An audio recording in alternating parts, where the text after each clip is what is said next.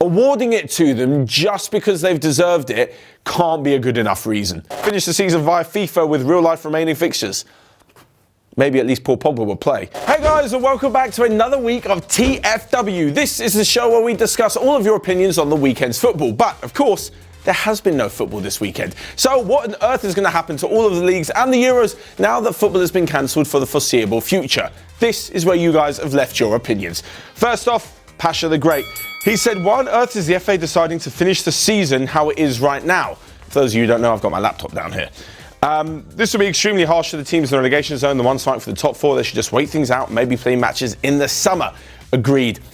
Completely agreed. I think finishing the season right now has so many complications to it. There's the fact that teams all haven't played the same number of games. They also haven't played the same opposition. Like, I know that sounds really ridiculous, but there's certain teams who would have played extraordinarily hard teams, let's say in the relegation battle, and then others who maybe have not. I mean, I know it's going to make no difference to the title because Liverpool are so far ahead.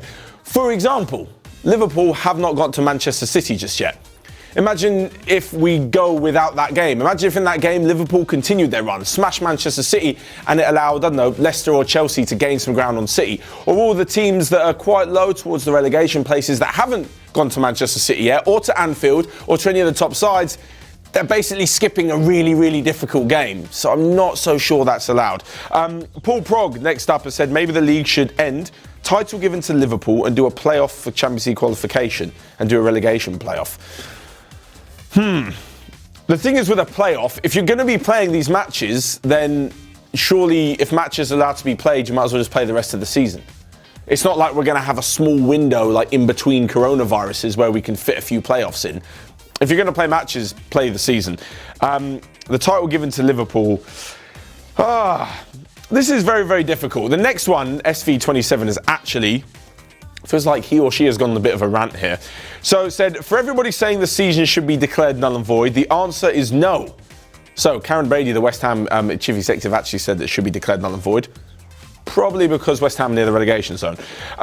For instance, if you declare the Prem null and void, would anyone disagree with the fact that it will be extremely harsh on Liverpool since they have had a record-breaking season? It would be illogical, and similarly, La Liga and Serie A have had interesting title races this season. It would be dumb to put all the hard-working teams to waste. How would you choose Champions League? So, this is a really, really difficult thing, and it's going to sound like super harsh, and most football fans would definitely agree that Liverpool have done enough to win the title. They're 25 points clear. I mean, literally, the chances of them losing these points, all they need is 2 wins, right, in the next, whatever it is, 8, 9 games. The chances of them not doing that are so minimal. Yes, Liverpool have won the title.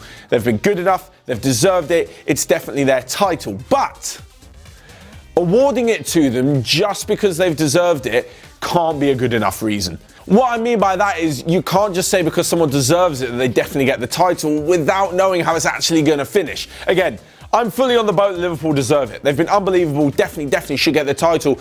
But you can't just say that because they're 25 points ahead because it's an easy decision to make. If you're going to make that kind of decision, what decision would you make for Serie A? Well, it's a really interesting title race now, actually, is Inter a little bit far behind, between Lazio and Juve. If you said, Juve always win it, they're like 3 or 4 points clear, same with Bayern Munich in the Bundesliga, would you then say, yeah, don't worry about Lazio, like Juve have got it, just forget about it? You wouldn't. I get that it's an easy decision to make because Liverpool is so far ahead, but completely null voiding the season now or just giving Liverpool the title is pretty ridiculous. Personally, I'd kind of wait it out, push the Euros back, see the league finish because there's so many complications. Champions League, now, as I mentioned before, you can't just pick who's in there now, but also going off coefficiency points, which is how other teams do in Europe, the likes of Leicester City wouldn't be in there. They've done fantastically well to get into a Champions League's place, but if you went off coefficiency, if you went on last year, if you went off this and that, anything but just doing what now is in the Premier League, Leicester wouldn't get it. But then if you did that, it'd be kind of harsh as well to the teams who are going to get relegated, who probably believe they have a fighting chance of staying up because it's super close. No one's a foregone conclusion in the Premier League relegation. It's me, who said, finish the season via FIFA with real-life remaining fixtures. Maybe at least Paul Pogba will play. Next up, Yara Hernandez. I personally think the Champions League should have one-leg ties and played in neutral venues, should finish as soon as possible. Again, like we mentioned before, if you're going to play a game, then surely it's good enough to play all Champions League games. There is no place right now who's going to be accepting teams, accepting fans, accepting travelling of all sorts just to play the games, especially when there definitely won't be any fans, because the whole of Europe, pretty much the whole of the world, I said that there won't be fans in the stadiums. Philip Garrido said if the season is resumed after the crisis and the games are played in the summer, how will it affect the summer transfer window? This is an interesting question. My thought would be, whenever they play the rest of the season, they just play it as normal, and whenever the break would be, that would be the transfer window. So let's say, I don't know, let's say the season resumed in June, right? In 3 months' time. The rest of the season, 8 games would take up June and July, and then you'd have another 2 months off, so August and September, which would be the transfer window. Then the season starts again in October. I don't think they'd finish it and cram the transfer window into the same 2 months just because it's summer. It may not be summer. We may not see the league back for another 6 months or whatever. Right, Nathaniel Sadgrove actually has a really interesting point here. So he said that seeing as football is going to be heavily disputed over the next few years, so there's the 2020 World Cup in winter. We all know that special arrangements are being made for that. The stadium is being used for Rugby League World Cup in 2021, and Euro 2020 is going to be rescheduled. How about we only play 2 seasons between 2020 and 2023? In theory, I'd be down for that. Or would I? The reason why I think this would be quite a good idea is because it would give players a lot more time. You could sort of have the season over a more staggered, over a longer period. There'd also be far more rest time in between. Having said that, players also have careers. They want to make money now. They want to be able to play football now. And if you said, oh, we'll only play 2 seasons over the next 2 years, there's a lot of time to rest. Well, what does that mean for someone who's like 32, 33 in the heyday of their career? And then by the time the next season rolls around, they're exactly 1 year later in their life, 1 year later in their career, and maybe they're not quite up to the standards that they were before. I know it sounds a bit ridiculous and it's not a perfect science, but there are players obviously who are trying to squeeze every drop out of their career because it is their livelihood. So just delaying this and not having any seasons, and maybe that means more time for injury, more time for other players to sign, more time for younger players to come through and prove they're better than the older players. I'm not so sure that would work. It sounds good in theory, not quite overly sure would happen. Anyway, moving on to La Liga, because Nader Tadsong has said La Liga will be given the team on top, which is Barcelona, if the season ends.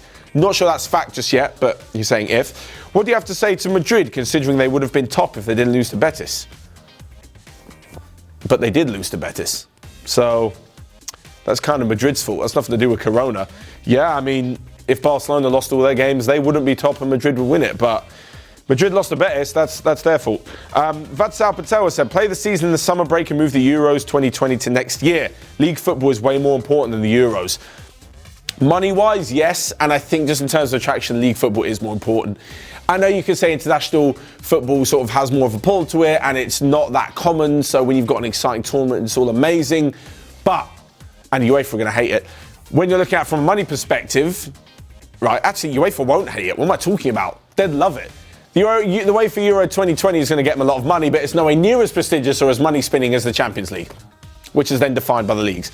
So, my personal opinion, I think the Euros will be moved to next summer, or maybe to December. We don't quite know just yet. Actually, let's talk about some football for the last few ones, because there's a lot of talk about coronavirus.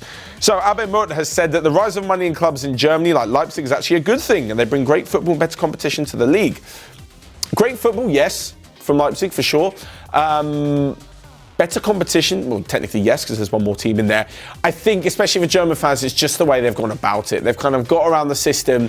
They've almost done it unfairly, with no history, with no real backbone or sort of, I don't really know, culture to the team, I guess, and the fan base. I think that's what annoys German football fans the most, because on the pitch, if you just took them as an isolated team, on the pitch, they're brilliant. There's no way you'd get to the top of the Bundesliga and to the quarterfinals of the Champions League if you were just a crap team. And we've seen before, PSG and Man City especially, that even with all the money in the world, it still can't buy you all the success. So it's a good thing and a bad thing. Maybe it's forced Dortmund and Bayern to up their game. Who knows? And last but not least, Onefootball, great name. I said that Declan Ross is one of the most overhyped English players in the Premier League history. He's done barely anything in his career, yet keeps getting linked to £100 million transfer deals to Man United. Not sure I've seen them recently, but certainly last summer. Doesn't look good enough to be the England squad. Will probably be stuck on the bench at Burnley when he's 30. throwing shade at Burnley there, man. Come on, what's that about? But completely agree. Declan Rice is a good midfielder. I think he comes under one of those categories where he looks a lot better because he's in a worse team.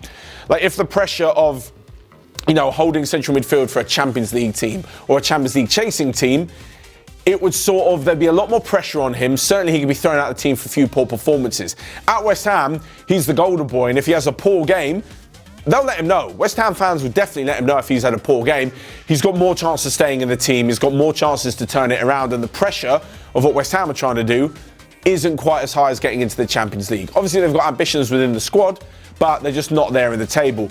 And as well as this, Declan Rice is not West Ham's biggest problem at the moment. There are far more players on far more money who are massively underperforming to pin it all on Declan Rice. I think he's good. He's not quite great. Anyway, that is all from TFW this week. Thank you so much for all of your opinions. And as I mentioned before, the football may have stopped, but we still got loads of content coming up on Onefootball, which you can check out here or here.